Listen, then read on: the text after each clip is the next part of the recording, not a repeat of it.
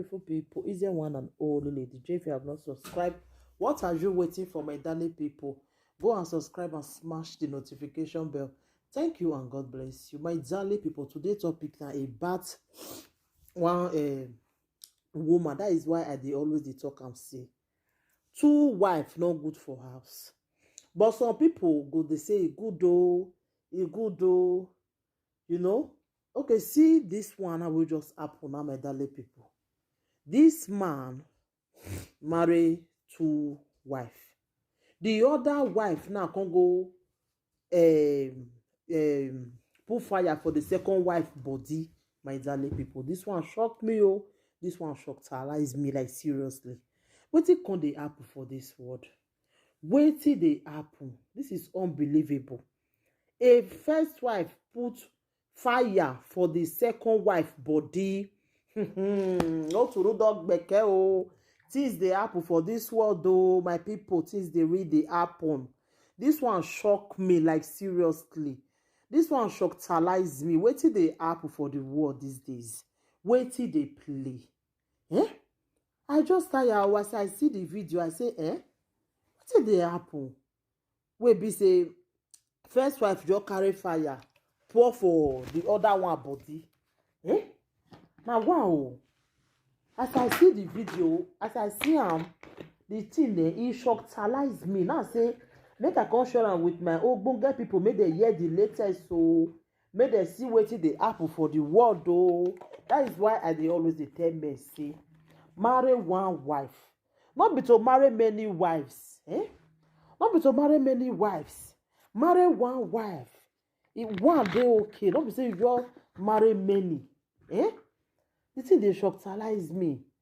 Wetin dey happen? This one shock me, oh. This one really shockalize me. E shockalize me 10 times. As I see and I say no, I come tell my ogbonge people, make they see here the latest wey dey happen so. Like me, I know, like, the thing dey really surprise me. Okay, wetin come make this first wife now pour carry fire put for the second wife body? Does it mean say na jealousy, or e dey vex say your husband come marry join am? Like, wetin come make her now just do this kind thing, give this woman RIP? The thing shock me. The thing surprise me when I see am. Now say make I come share and give una, make una hear the latest again. Say things dey happen for this world, really. Things dey happen. Wetin you never see, you never waka reach there. Until you waka reach there, before you go know say you see something, really. Until you waka reach there, oh. Wetin you come make this woman now carry fire now put for his second wife body? Because e don dey vex. Either e don dey vex say the man don go marry join am. E don dey vex. E no want second wife. That is why I always tell men. I see one video where they go viral recently, where one man dey talk say he wives, say he married two wives in this 37 years. All those Hausa people say he love his wives. They okay. They know they make her vex. He love the first one because of the way they smile. He love the other one because the way the other one say they do. You know, he say he love them. Because they say, my dear, not be everybody go like am. As me, I not like am. All those kind marry many, don't play it. All those kind marry many wives. So me, I not like am. You understand? But if another person choose say he like am, no problem. Like the man they show them, if really they happy with them, they okay. But for me, I not like that thing at all. You understand? Because if person they play, you not go know say una go quarrel.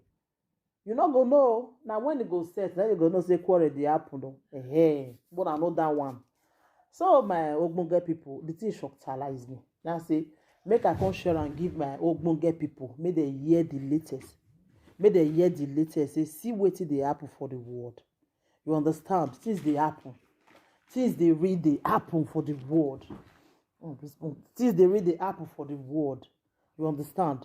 So okay, what you come make this woman vex now carry this thing pour for the other one body fire? Because e don already dey vex. Maybe if I disagree at the beginning, your husband not still here, he still go do am. You see, Now he make you see, now he make the thing come set now.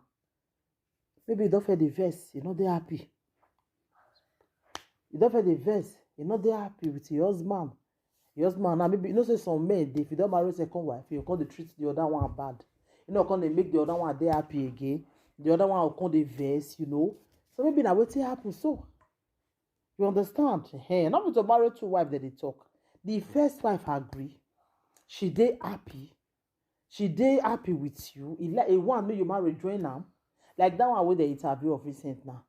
Now waiting in the he said that for their culture they would marry reach how many wives there. Hey, so they not get a problem. You understand? Hey, not be like a person where you not very tell. You just there as soon as you bring second wife come. Quarrel will come the day every day. I get one way happen for my area at that time. Every day na fight, every day. Every day na fight. The woman say la we not go agree me that second woman stay that house. She not go there alive, me do some day here. They fight every day. The second wife have to run for your life. The man can't even the way to can't even watch it that one. The man can't go put money for that one. He not put for the one where they ask. So. You can't go use that one and do marriage. You can't carry and come house. That first wife use life tired there.